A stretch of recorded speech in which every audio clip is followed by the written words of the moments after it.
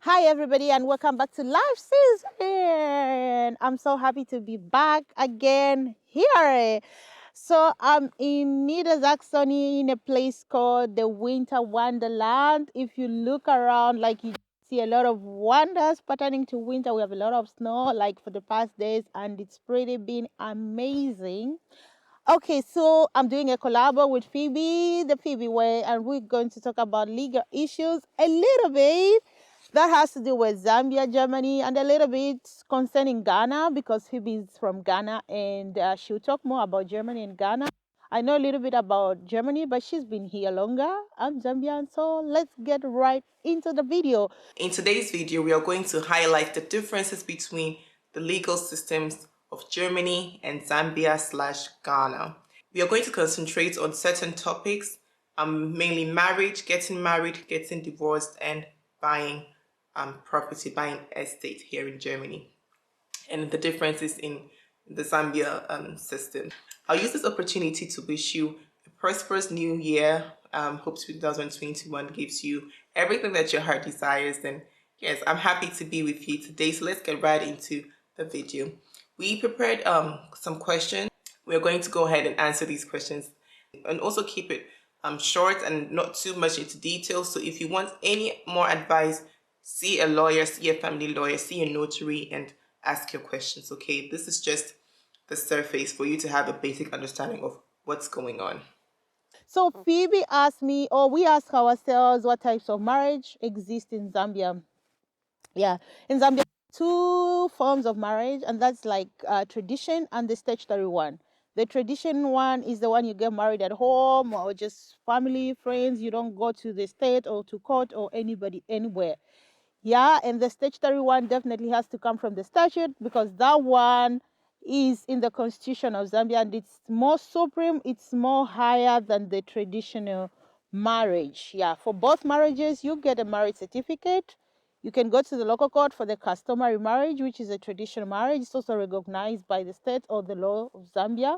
And for the statutory one, you go to the high court or other entities like agencies like the council, high courts that give this kind of marriage certificate. What type of marriages exist in Germany? There used to be the registered partnership, but obviously it is not marriage and it's also not in existence anymore.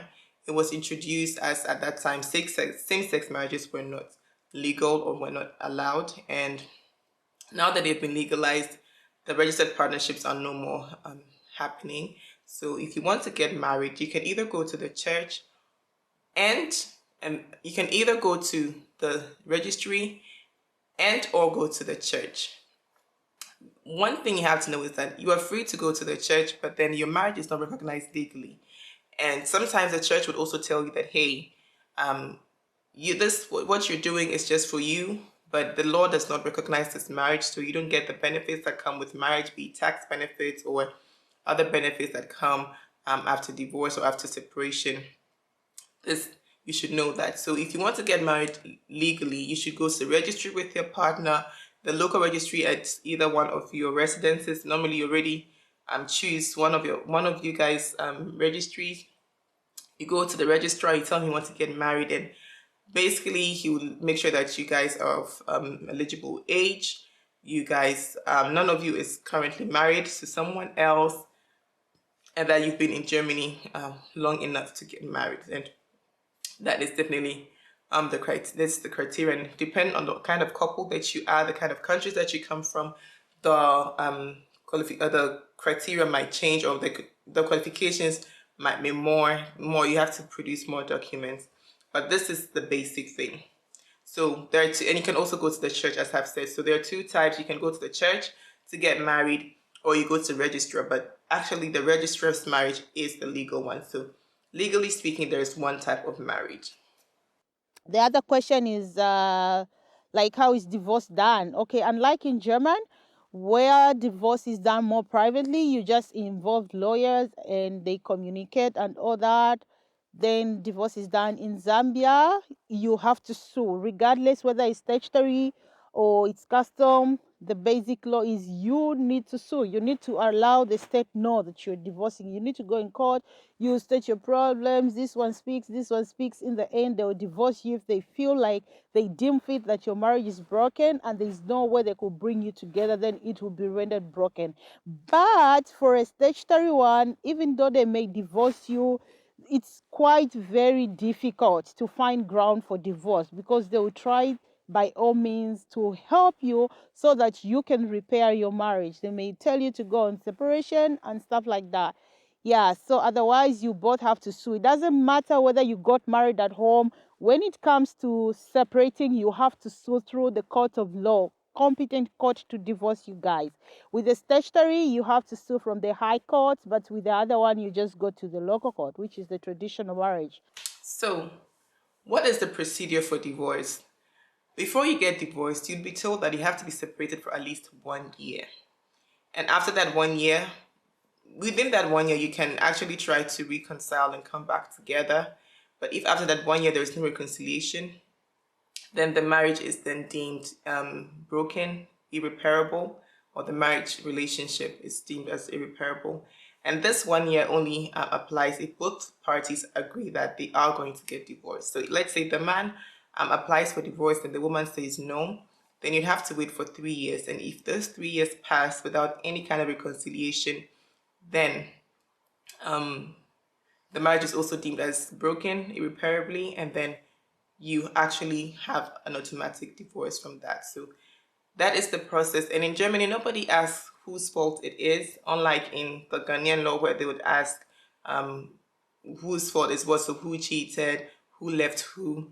In Germany, it's just Trennungsjahr, a year of separation, and after that, that's it. The next question is how is divorce compensation determined? So divorce compensation determined like this. Basically, the basic rule is that each man for himself after divorce. But if it should happen that one partner is financially way weaker and cannot sustain himself or herself after the divorce, then the one earning more will then be obliged to support the other person. The court will then decide how much you have to pay to your partner. It's based on how much you earn. And it's also not forever, it's limited. So you're not going to be collecting money from your spouse after divorce forever. You are expected to also step up and take care of yourself as well. So that is basically it. So it depends on how much you earn, how much your partner earns, and all of that. Not everybody gets to get money from their partner. And also, one thing is that even before the divorce, you're also entitled to payment, but you have to apply for it just as with the compensation after divorce. The compensation, I think you mean alimony, right? Unterhalt. So with Unterhalt, there's Trennungsunterhalt, there's Unterhalt nach der Scheidung.